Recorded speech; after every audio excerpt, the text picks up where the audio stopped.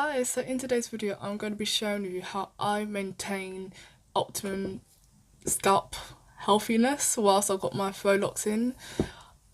Just because of the way I do my faux locks, my hair is completely moisturised underneath this, and I will be doing a takedown video within the next couple of days or so stay tuned for that. So when I take down my locks, my hair is actually soft and silky smooth with the same products I use to moisturise my hair, even though I've had my locks in now for 2 months. I actually did my locks in the middle of February and it's coming up to the middle of April now. So yeah, it's been almost 2 months basically. And obviously as my hair grows out, you need to nourish your scalp. And yeah, I've come up with a little cleanser that's not as rough as shampoo. And I actually do use this on my natural hair when it's out in an afro, and it works really well. But I think this is the best way to maintain your hair without having to strip your scalp. This is the best way of maintaining healthy scalp growth, especially if you're someone that's lazy like me and can't be able to oil the hair all the time. I used to do it and sometimes I still do oil my hair, but I'm just really lazy, and 10 out of 10 I can't be bothered to do that with my hair every day. So yeah, this is an easy, low maintenance and quite budget friendly, or really budget friendly way of ensuring your scalp is at its optimum health. If you want to see what I do, then just keep watching. So I'm just going to start by sharing with the conditioner that I actually use. You can use the conditioner, any conditioner of your choice, but I actually use the Extracts conditioner, which is the coconut and sweet almond conditioner by Superdrug. It's apparently for dry and damaged hair, and it is cruelty free, approved, and 100% vegan and natural. The ingredients list in this is quite small. I don't know if you can see, the list is quite small in comparison to most conditioners, which I like as well. I say just get your favourite conditioner and just keep watching.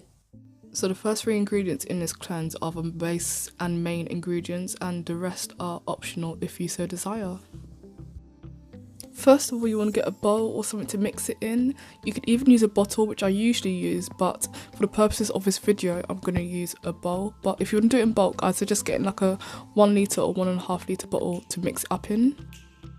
First up is the base of your cleanser, which is half a cup of your favourite conditioner, which is obviously really important for the healthy maintenance of your hair, because regardless of your hair type, no one wants dry or crusty hair.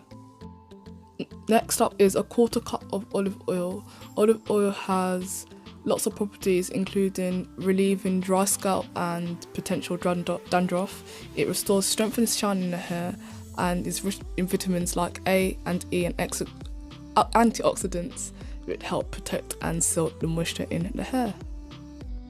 Next up is a 1/4 cup of apple cider vinegar, and the hype really is real. Apple cider vinegar is so good for things internally and externally alike, but mixing within the cleanser should help remove residue from product buildup. And with my technique of doing my locks, I don't get any product buildup even after having my locks in for 2 months. So go check out my video.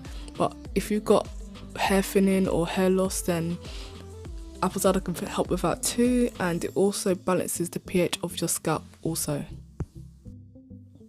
Next up is an 1/8 cup of castor oil, obviously known for its promotion in hair growth. Castor oil also has a natural antibacterial and antifungal properties, and is also high in vitamin E, minerals, proteins, which are beneficial for the skin and the hair alike. Tea tree oil is known to unclog hair follicles and nourish your roots. It also has lots of antibacterial properties, which is good especially when you have your hair in a protective style like this for a long time. Lavender oil is known for promoting thick, healthy hair growth and also faster hair growth with the nutrients within the oil. I usually apply 7 drops of each lavender and tea tree oil. Because apple cider vinegar has such a strong pungent smell, when you mix the lavender and tea tree together, it also acts as something to curb that strong vinegary smell, and it smells quite nice at the end. And I just mix it together until it goes back into sort of like a conditioner type paste. You can adapt this, so you can even add some water to shear it out, or you could add some more conditioner if you just want a light rinse. And I typically leave this on my hair for 1 hour minimum, 3 hours max. Right, so I've got my mixture here. I actually made this yesterday, so the video you've just seen, I actually made it yesterday and I couldn't be able to do my hair at the time. And I can't be able to do my hair now because it's actually, what time is it?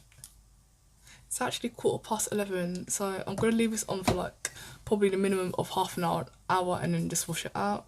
But if you don't want to use it straight away, then put something on it like a lid, or if you do it in a bottle like I suggested, then obviously that's fine, you can close it up and it's self-preserving. And I've had mixtures made up for like at least like a month and it's still fine because of the oils and the essential oils. They're all natural preserving ingredients, so it won't go funky or mouldy or anything, whatever, even with apple cider vinegar.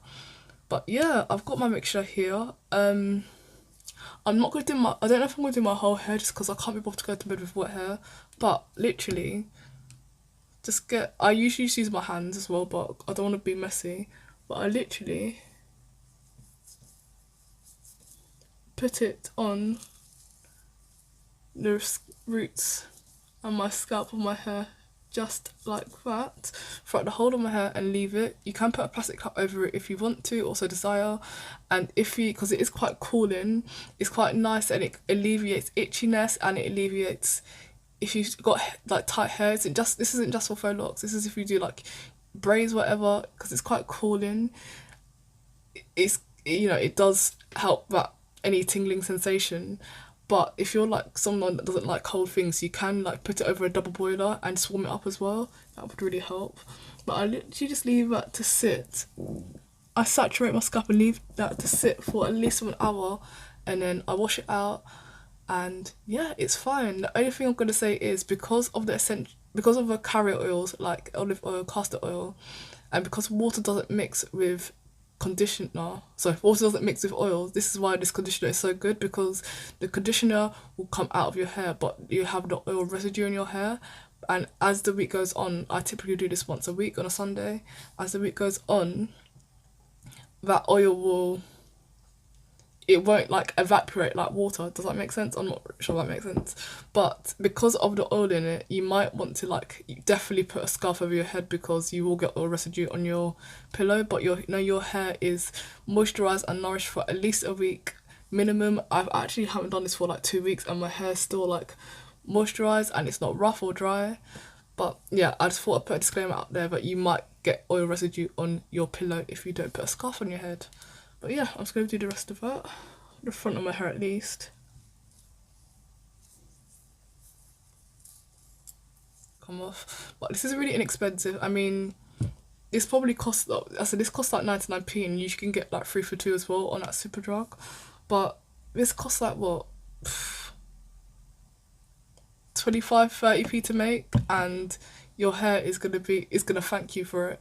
When I'm washing out my faux locks, for the first time I actually wash my hair, I try not to get any water on like this part of my hair. Like, it's not essential, but if you just try and wash your hair out, so you hold a section like this and just rinse the scalp out, it will hold the longevity in your hair, especially if you're not confident with wrapping your hair. But regardless of that, I'll just jump in the shower right now and just rinse the whole of my hair out like I'm washing my natural afro. And yeah, it is fine and my hair is moisturised, and yeah, this is ideal for a lazy person.